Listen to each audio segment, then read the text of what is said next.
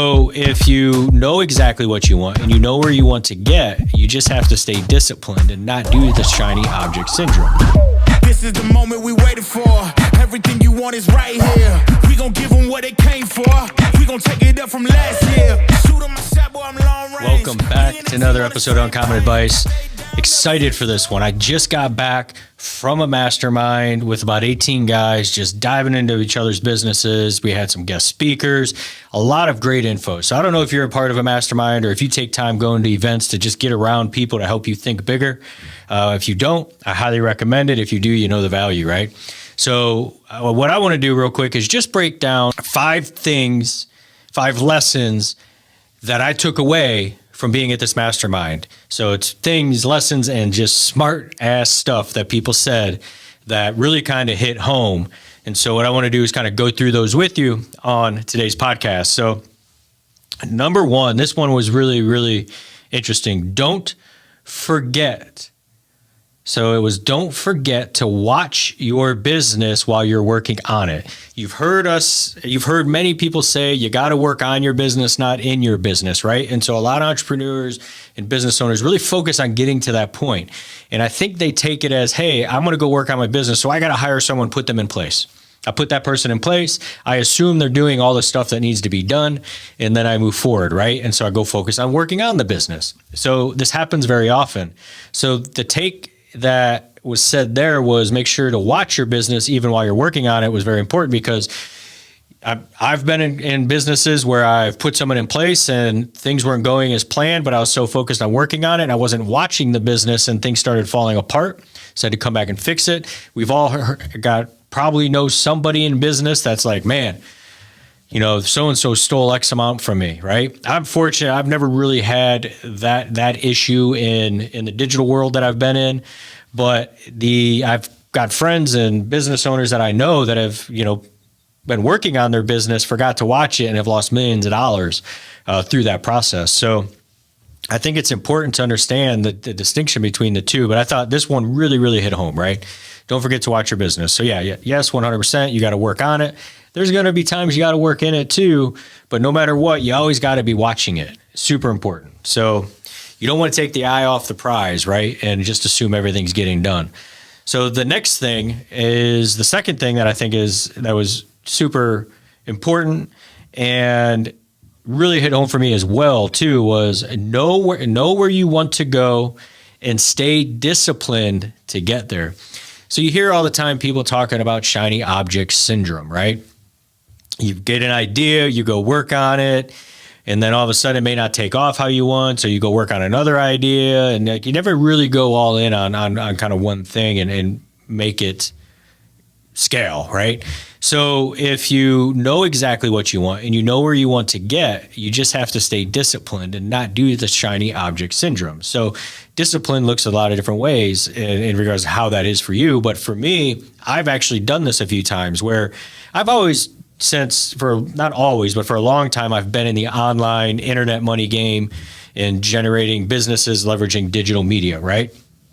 So I've bounced from different companies. I've had education company. I've had an agency. I've got a media company. I've got another agency we've launched. We've got a handful of different things that we've done over the years.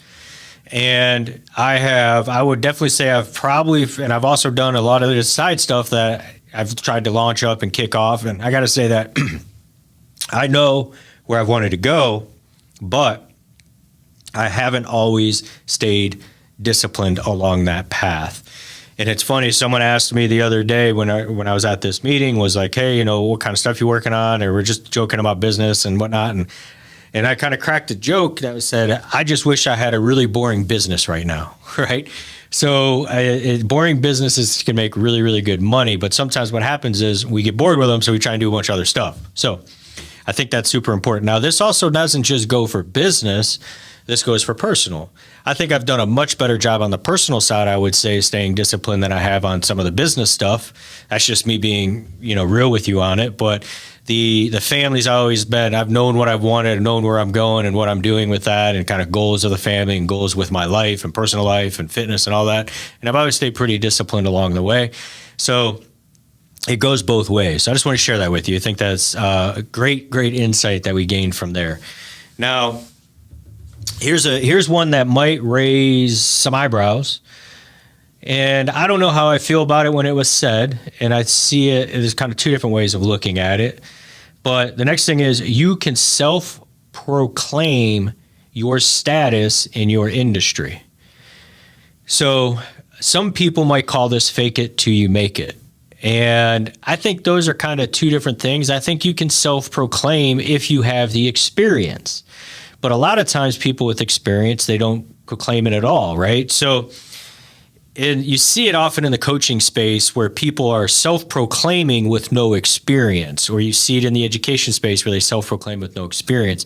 But I'm talking about self-proclaiming your status when you actually have the experience. You actually know what you're doing. I've actually got an example. There's a guy recently I've seen that he was self-proclaiming being this newsletter expert and doing all this stuff. And as you know, on one of our companies, we send millions of emails a day, and we generate a lot of revenue out of those emails annually. So with that said, when he started talking about being an expert, I've never really come out. It took me a while, probably 3 years of doing it and sending millions and millions of emails to come out and say we're experts at it. But at the same time, he starts talking about being an expert. He's going to help you do this, help you do X, Y, and Z. Come to find out, he's only got 1,000 subscribers on his newsletter list. Now, don't get me wrong, that's a decent amount of subscribers. It's good. You can do well. But if that's the only list you've ever built, you're not really an expert. You haven't tried, maybe you've done some organic stuff and whatnot, but you haven't found a way to scale it yet. Like our side of the business where we got over 3 million subs, right? So subs meaning subscribers. So I think, he's self-proclaiming that he's this expert in that space, but he hasn't hit any ups and downs in the business quite yet with those subscribers. So you kind of got to be cautious sometimes in how you do this. For me, I think you got to have the experience to self-proclaim, but don't be fearful of owning it. I've always personally in the past been timid to come out and do some of that stuff because I know there's, sometimes I feel like I don't know enough, right? No matter how much I know. And then I have a conversation with someone that doesn't know anything about our industry. We start talking and going, and helps them out a lot, helps them put that plan in place and all that good stuff. But I think you got to be cautious on how you use that. Don't be fake about it, be real about it. But yeah, you can proclaim your status, right? Don't be afraid to put your, stake in the sand and draw that line in the sand and say, this is who I am and this is how I'm gonna help you, right? People got to know. And if you don't tell them, they don't always know, right? So it's the next thing.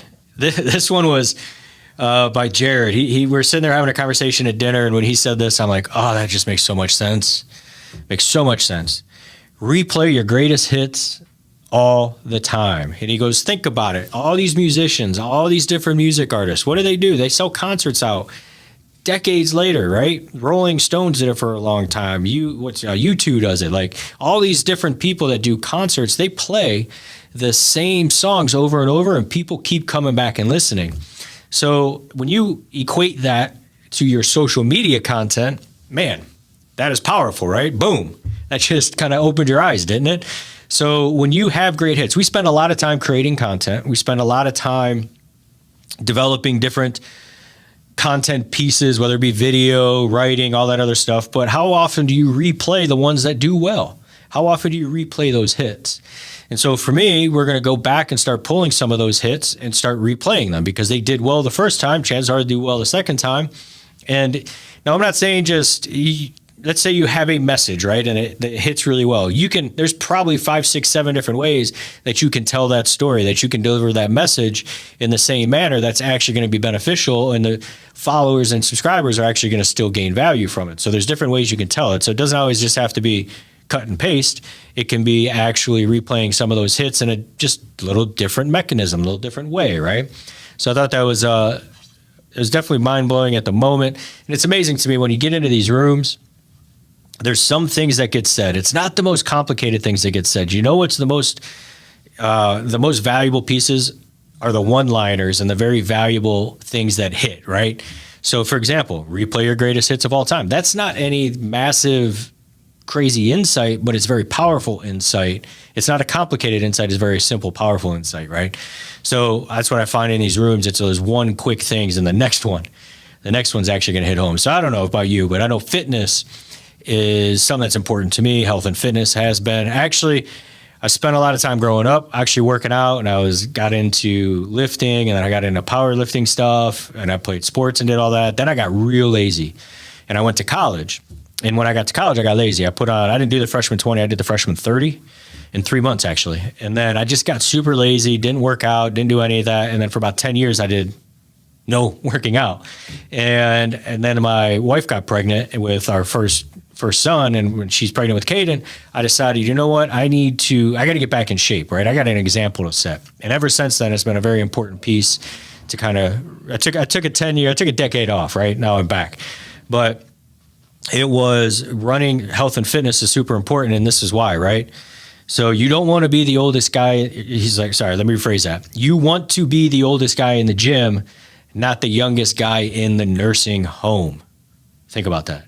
You want to be the oldest guy in the gym, not the youngest guy in the nursing home.